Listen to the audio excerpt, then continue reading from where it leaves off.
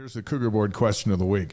And if you're not familiar with CougarBoard, it's the largest online community of BYU fans with thousands of posts daily. And this question comes from one of their insider subscribers. The user is Cougar Fan Blue, talking about playing in front of hostile environments on the road and as compared to home. And he's referencing the Utah BYU basketball game the other night. But his question for you specifically is, describe what it's like as a player playing in front of a friendly home crowd compared to a hostile road environment.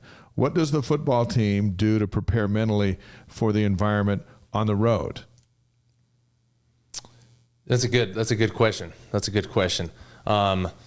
There's nothing like playing in Lavelle Edwards Stadium. Yeah. There really isn't. Like that moment you come out of the locker room and you run through and you can feel it. It's unreal. It really is. Like it's hard to describe. It's hard to describe it. No, and what's crazy is, I mean, we haven't played, the big house or anything like that, but I mean, shoot, we played at Texas this year. They had 100,000. Yeah. And the place was packed. Arkansas had a big crowd. Right. Arkansas was also packed, 80 some odd thousand. Kansas is not big, but they were engaged because it was a big year for them. Big start. And they were. And so, I feel like we've went to all these, SEC Big 12 game day experiences. Mm-hmm. They don't have anything on BYU. Yeah. They don't have anything on BYU. So I love playing at home. It's absolutely unreal. We have the best fans. Like, we get Lavelle rocking. Alcohol free. And everybody's, probably mostly everybody's sober. You know what I mean? And so I think that's even more impressive. It's the truth. Right. So do you do things during the week to prepare for a hostile environment? Right. And that's where I was headed is we do. Going in, it's like when we prep to go to Autzen last year to play Oregon. Right. That place gets rocking. It's not the largest, but it gets loud. And the sound is right down on you. Yeah. No, and it is, playing at Arkansas, that was loud. Playing at Texas, again, that was loud. And so, again, that affects more so the offense. Yeah. If they want to be loud all game on defense, it's like, let's go. Let's do it. Yeah. You're just hurting your offense. Mm-hmm. So we'll take it. Yeah, absolutely. So when I played, when we were getting ready for Oklahoma, what Bronco did was he put like 20 speakers. Yeah. In the IPF and even outside, and turned it on blast so we could barely hear each other. Yeah. So did that help? Oh yeah. Okay. We were prepared all the way top to bottom. And back then when they ran the hurry up offense, so he even had we had to go against 2 scout teams.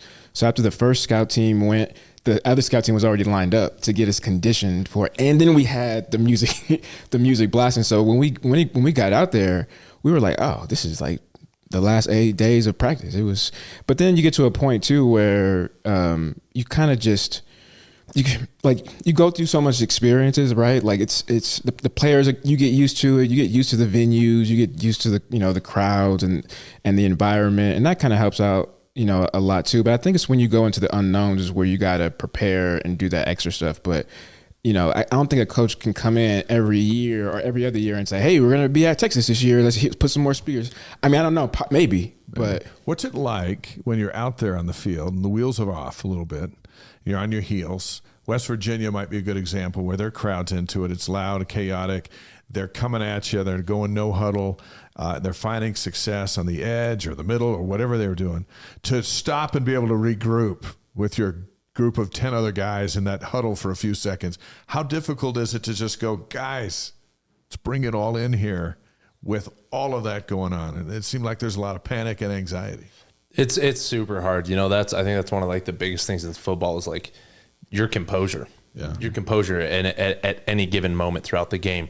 And so in situations like that, when you are on your heels, you're playing reactive, you're not being very aggressive, you're just trying to get a feel for what they're about to do and what's coming down the pipe. It's super hard to collectively, especially with 11 guys on the field, say, everybody take a deep breath. So it's really tricky, and that's why those hurry ups can be so effective, right? Yeah. Is they just keep you where they want you, right? And it's in those moments you got to come up big. They're wanting to push the ball. They're wanting to push the ball. If they get a first down, it's like you got to win on first down. You got to win on first down. If you don't win on first down, they're just going to keep marching, right? Because you went on first down, it sets them back. They're out of rhythm. You know, it messes with them. And so, you know, that's the thing with hurry up is if you can shut it down, you're going to shut it down all game, right? But in those cases where they keep finding seams, whether it's the edge, whether it's up the middle, it's really hard to kind of stop that charge. Somebody he makes a great point. Somebody's got to go make a play at that moment, because it's really hard for a defensive coordinator to anticipate what the offense is going to do because they're in hurry up. And so you know what that does for us as a defense? We got to play bland, vanilla defense. No blitzing, no nothing, because that preparation, you know, from play one to the next play, you know, the D coordinator can't look at personnel because it's the same personnel in there. Can't look at, you know, where are they at on the field. Like that time that D coordinator gets to call that play is gone. And so it puts us in a really bad situation where we're playing, you know, almost safe defense. We would always just do cover 4. And until somebody made a play. Right. Yeah. Now you can and that's why having, you know, guys like you and guys like Bronson and guys like Kyle Van Noy, somebody who is, you know, one of those leaders, somebody that's kind of the anchor of the defense. That's when you guys got to say, okay, all right, I got it. We're in hurry up mode. I got to go make a play. Yeah, right? Absolutely.